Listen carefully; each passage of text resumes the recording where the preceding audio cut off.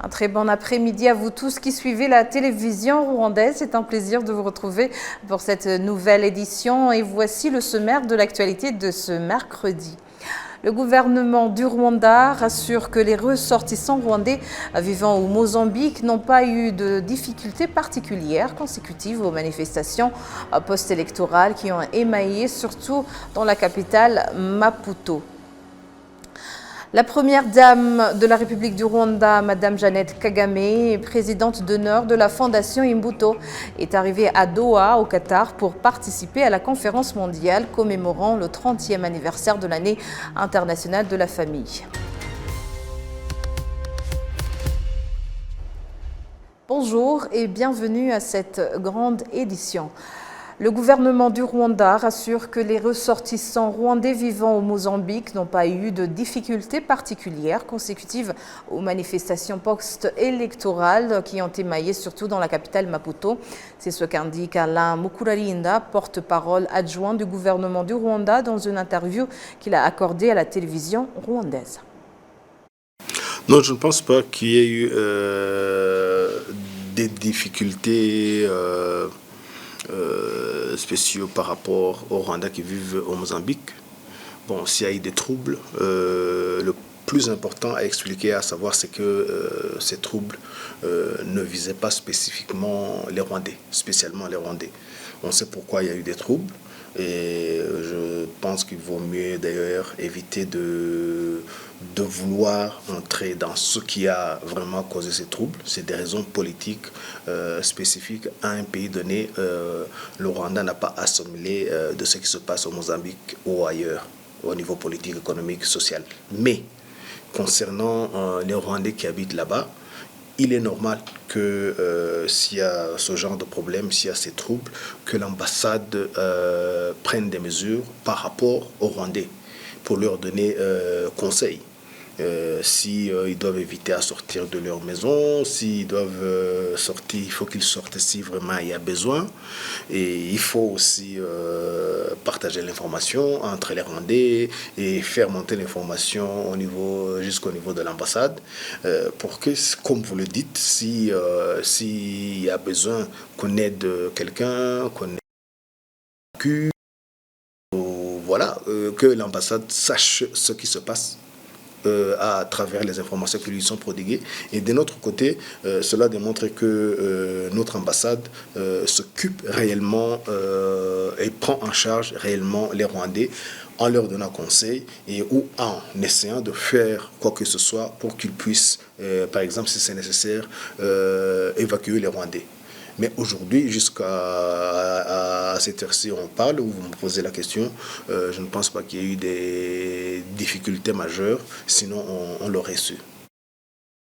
Le porte-parole adjoint du gouvernement précise aussi qu'il ne faut pas lier ces troubles à la lutte antiterroriste que mènent les forces armées mozambicaines en collaboration avec les organes de sécurité du Rwanda dans la province de Cabo Delgado, au nord du Mozambique.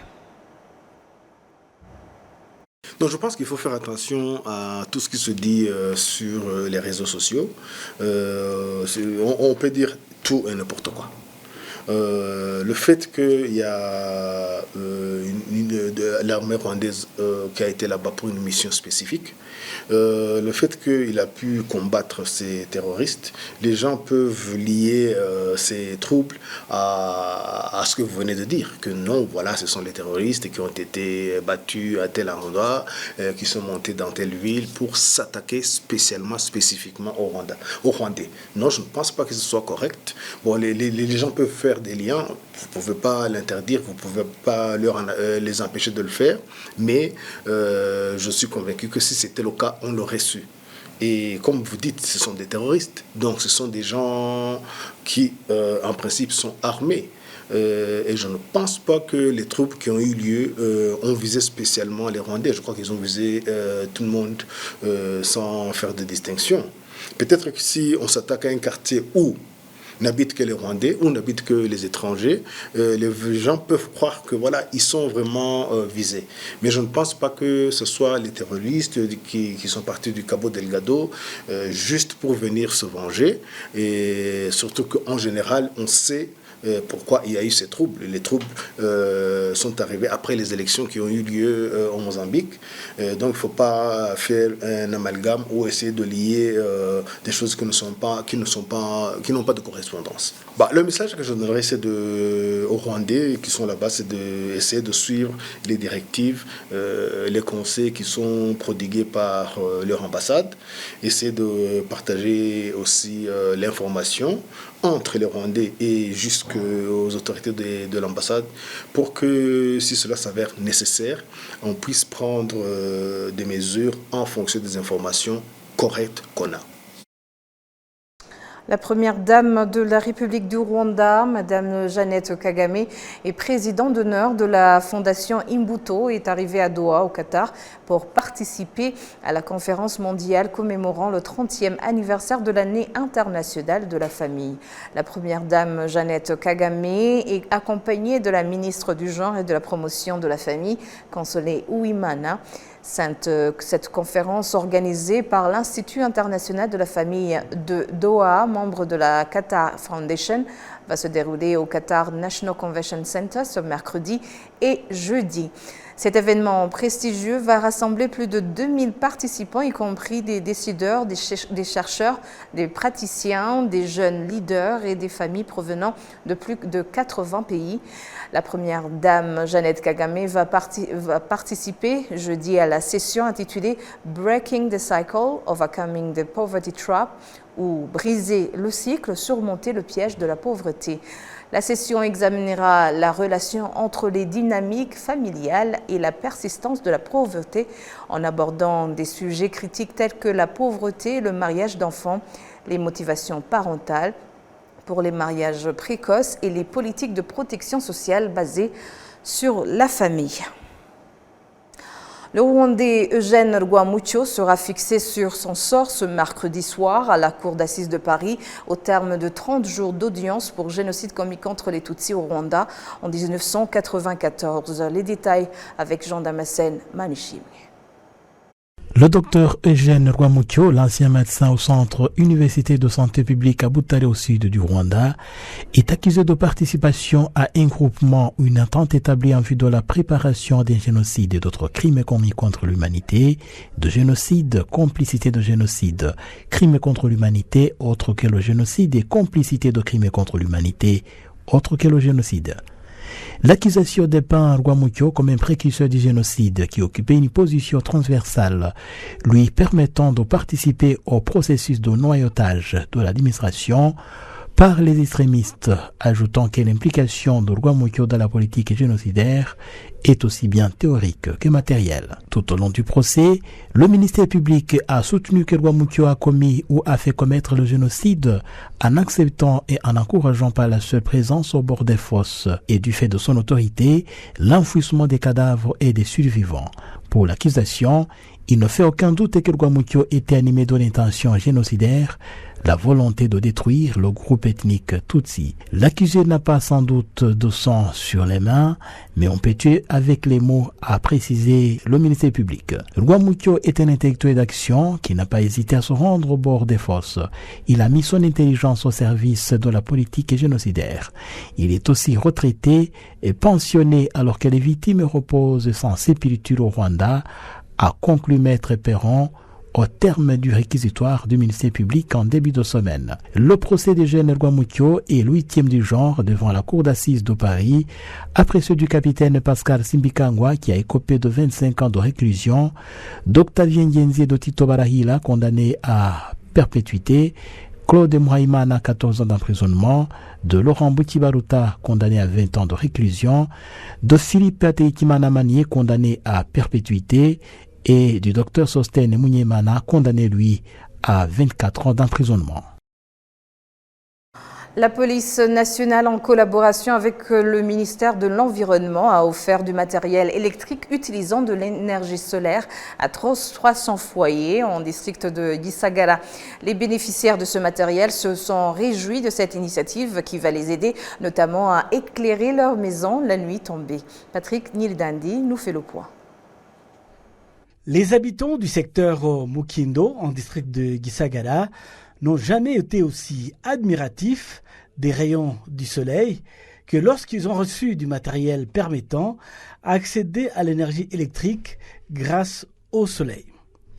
À l'exemple des Mundialemie Félicien qui a reçu les panneaux solaires qui vont lui permettre, la nuit tombée, à éclairer sa maison. Je suis très heureux, car jusque-là, je me demandais si j'étais vraiment un Rwandais. Maintenant, je sais que je le suis. Je viens de quitter l'obscurité. Et le soir, je pourrais fièrement demander à mes enfants d'aller faire leurs devoirs. Et moi, je pourrais dormir quand bon me semble. Je vais me débarrasser de la torche que j'utilisais jusque-là. Ce matériel fourni par la police nationale, en coopération avec le ministère de l'Environnement, ont la capacité d'éclairer toute la maison, de faire fonctionner la radio et le téléphone, tout cela grâce aux panneaux solaires. Le porte-parole de la police nationale en province du Sud, Abiaremie Emmanuel, affirme que les radiations émises par ce matériel ne nuisent ni à l'homme ni à l'environnement et aident plutôt la population à éclairer leurs maisons et leurs quartiers et ainsi lutter contre la criminalité.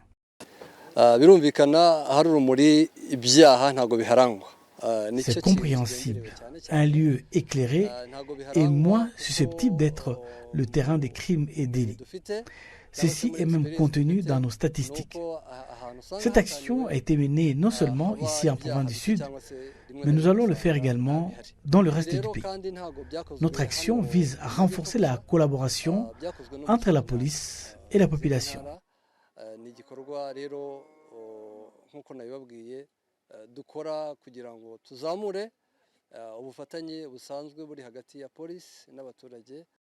En offrant des panneaux solaires à 300 foyers en district de Gisagara, la police nationale annonce son objectif de passer à 1200 foyers sur l'ensemble du territoire national.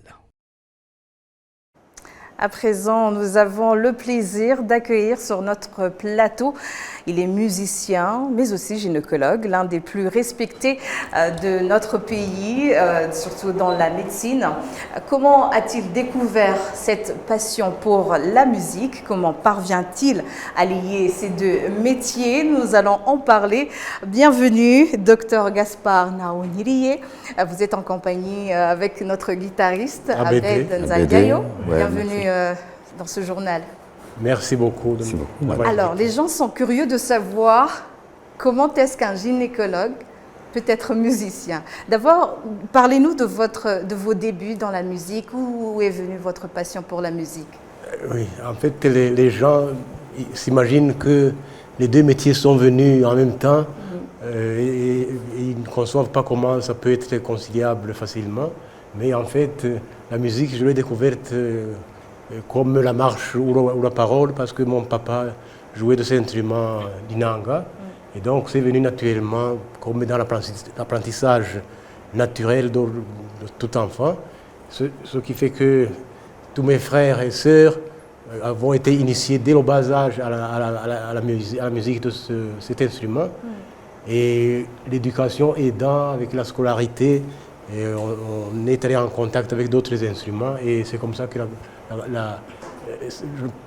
je n'appelais pas ça le métier, mais je dirais plutôt le hobby, comment je l'ai attrapé, comment mes frères l'ont attrapé. Oui. Et ça ne nous a pas lâchés jusqu'ici. Alors, dans vos interviews précédentes, vous parlez de la façon de votre commencement.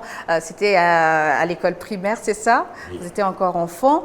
Pourquoi avoir eu un intérêt, je dirais, soudain pour Inanga? C'est un instrument qu'on connaît dédié plus aux personnes adultes. Oui. Mais pourquoi avoir choisi cet instrument particulièrement? En fait, je n'ai rien choisi du tout. Si j'avais trouvé mon père en train de jouer dans notre instrument, sûrement que j'aurais appris celui-là. Donc j'ai appris Inanga parce que c'est celui que j'ai trouvé. Mais heureusement pour moi, c'est un instrument qui est transnational, qu'on retrouve dans la région.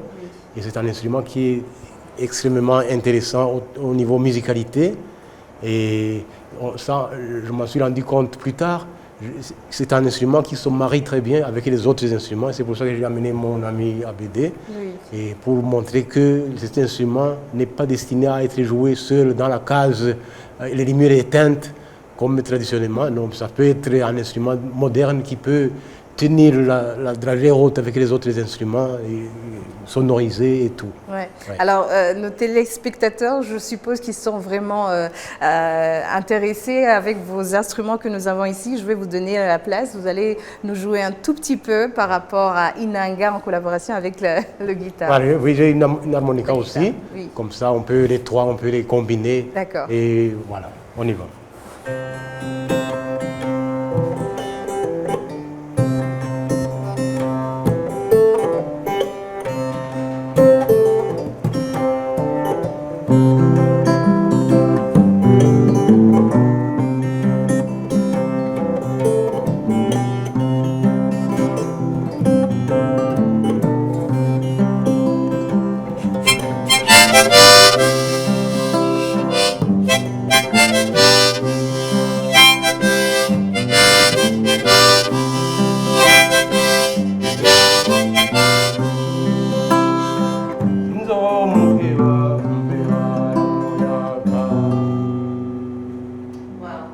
Moi, j'aurais aimé qu'on continue un tout petit peu, mais je pense que vous allez toucher vos instruments en même temps. Nous allons discuter, si c'est possible, bien sûr. Parlons de cet instrument Inanga. Nous savons que l'Inanga traditionnel, il est composé, je dirais, d'une corde, n'est-ce Oui. pas? Mais si j'observe l'Inanga, le vôtre, il est moderne, entre guillemets, c'est ça? Ou bien il y a une fusion? L'origine de cet Inanga, j'ai un grand frère, c'est celui qui a commencé à jouer l'Inanga sous des lumières. Et, les gens étaient étonnés de voir un jeune universitaire qui était en train de jouer dans un instrument qui était censé être resté dans la case avec comme vous dites, les vieux. Mais donc lui, quand il est parti faire ses études de troisième cycle au Canada, il a pris notre Inanga traditionnel. Ouais. Et quand il est arrivé là, il a proposé aux autres musiciens et techniciens, il leur a dit les limites qu'on avait avec la seule corde. De telle sorte que quand on accorde l'Inanga traditionnel, en tirant sur une corde pour augmenter le son, on dérange toutes les cordes qui suivent. Et donc, quand il a présenté ça, ils ont dit, voilà, ça on peut corriger ça. Et puis aussi, il a dit, le son de l'Inanga est très petit. C'est pour ça que, spécialement au Burundi, quelqu'un qui joue de l'Inanga, il chuchote pour ne pas couvrir la mélodie de l'Inanga. Et donc, ils ont résolu les deux problèmes. Ils ont dit, OK, on va trouver un moyen de brancher l'Inanga avec les amplificateurs, les autres instruments de sonorisation. Et en même temps, on va faire chaque corde indépendante. Comme ça, si on modifie cette corde, si on modifie celle-ci, ça ne change en rien le son des cordes suivantes. Et donc, ça économise le temps et l'énergie pour accorder l'Inanga. D'accord. Donc, est-ce qu'on peut l'imiter avec la guitare parce qu'elle aussi utilise voilà, des cordes? en fait, le système de ça, c'est comme la guitare. Comme lui, chaque corde a son accordeur là-bas. Oui. Et c'est la même chose ici. Alors, vous êtes musicien, là on le voit, vous êtes aussi gynécologue. Bon. Comment trouvez-vous du temps à faire de la musique, mais en même temps vous occuper des patientes? On dirait que vous doutiez de ma... Donc, vous avez vu que je suis musicien, mais vous n'avez pas vu que je suis gynécologue. C'est ça la combinaison qui est un peu particulière. Oui, en fait comme je l'ai précisé, l'amour de la musique est complètement antérieur par rapport à la formation professionnelle. Donc, je suis tombé dans la marmite de la musique bien avant de penser à l'école. De telle sorte que mon premier concert, comme vous le signaliez, j'étais en deuxième année primaire quand le maître de l'école a su que je savais jouer. Il a dit, il faut amener une Inanga demain. Et toute la journée, on n'a fait que ça. J'ai joué du matin jusqu'au soir. D'accord. En deuxième année primaire. Donc ça veut dire que tout le reste de ma formation scolaire et universitaire, j'avais déjà les prémices de la... Et je n'ai fait que développer ce que j'avais déjà acquis à un âge préscolaire.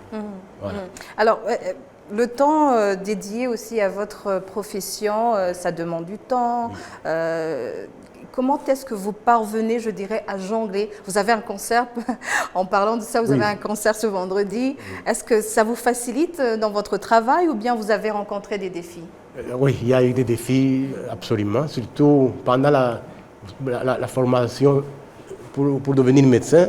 Donc la faculté de médecine est réputée prenante, très compliquée, très difficile. Donc c'est sûr que si je n'avais pas fait médecine, j'aurais sûrement eu plus de temps pour développer les talents musicaux. Ouais. Mais, alors, mais dans notre côté, la variation des activités, au contraire, ça aide le cerveau à mieux fonctionner. Oui. Et donc, quand on est concentré à faire un travail qui demande beaucoup d'attention, c'est très bénéfique de changer d'activité un petit peu. Et puis comme ça, quand on revient, on est comme un nouvel homme, puis on peut travailler encore mieux. Oui. Alors, pour clôturer cette interview, elle est trop courte, mais quand même, nous allons écouter encore une fois Inanga. Et je rappelle à nos téléspectateurs que vous avez un concert ce vendredi au Camp Kigali. Oui. Ça, vous serez en compagnie de Amasho Band, une bande de... C'est mes frères, en général, en gros, c'est mes frères, parce que normalement, on est à 4 dans le noyau du groupe, mais nous serons à 3. Un a été appelé dans une autre mission professionnelle, donc je ne pourrai pas être là. Mais on va s'aider avec d'autres amis rwandais qui sont sur place, dont ABD. Et donc on pourra jouer vendredi, comme vous dites, le 1er novembre à 19h30 au Camp Kigali. Oui. D'accord. Écoutons à présent un petit morceau de votre musique. Allez, on continue celui-là, par exemple.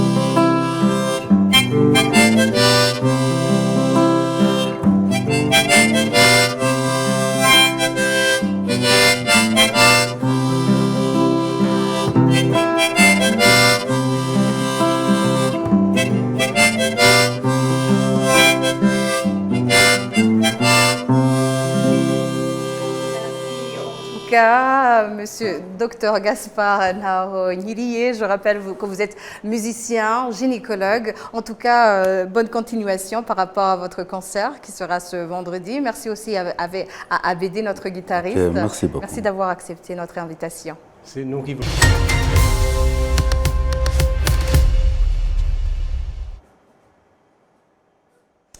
À présent, place au tour du web avec ma consoeur Amandine. Amandine, bonjour. Bonjour Michel. Quelle est l'actualité sur les réseaux? On a 4 points. Le premier segment, je parlerai du Youth Connect et du circuit de Tour de France.